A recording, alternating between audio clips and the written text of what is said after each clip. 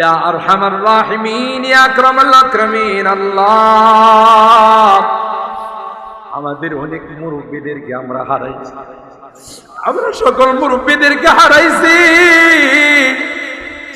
ওখরে বাঙ্গালকে আর কোনদিন দেখবো না, রাইসুল মুফাসসিরিনকে আর কোনদিন দেখবো না, মুফতি আজম মুফতি নুরুল্লাহ রহমাতুল্লাহ আলাইহি আর কোনদিন দেখবো না, আল্লামা সিরাজিকে আর কোনদিন দেখবো না, আল্লামা রহমতুল্লাহকে আর কোনদিন দেখবো না। আল্লাহ, আমাদের মালিয়াতার বড় হুজুরকে আর কোনদিন দেখবো না, কলামরির হুজুরকে আর কোনদিন দেখবো না। আল্লাহ, তাদের জিন্দেগীর সকল গুনাহগুলো মাফ করে দাও। আল্লাহ, তাদের কবরগুলোকে জান্নাতুল ফিরদাউসের আলা মাকাম নসিব করে দাও।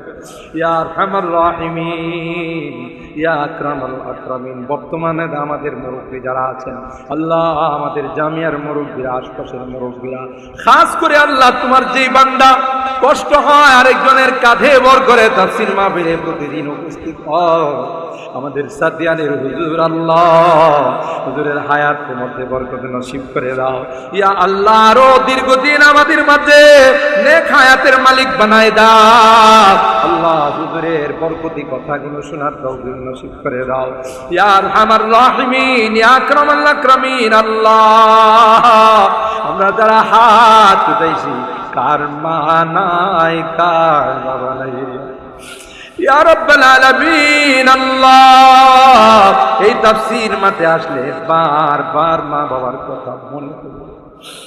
ইয়া আল্লাহ, কতদিন হয়ে গেল মা বাবাকে দাফন করে চলে আসলাম, মা বাবার মায়াবী চেহারাগুলো আর দেখি না।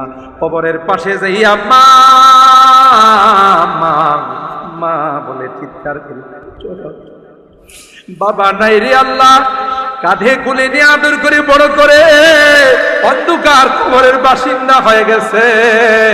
আল্লাহ, আজকের তাফসীর মাহফিলে আমরা আমাদের মুরব্বীদের পক্ষ থেকে ক্ষমা চাই, মাপ চাই রে আল্লাহ। আমাদের মা বাবাকে মাফ করে দিও আল্লাহ, আমাদের মা বাবাকে ক্ষমা করে দিও আল্লাহ। এই তাফসীরুল কোরআন মাহফিলের যারা মুরব্বীরা ছিলেন, শহীদপুর, সাতিয়ান, খড়াপাড়া, বাকাইল সহ আল্লাহ ঘাটুরার যত মুরব্বীরা ছিলেন, আল্লাহ, আজকে তোমার কাছে মেহমান হয়ে গেছেন। আল্লাহ, তাদের জিন্দেগীর গুনাহগুলো মাফ করে দিও।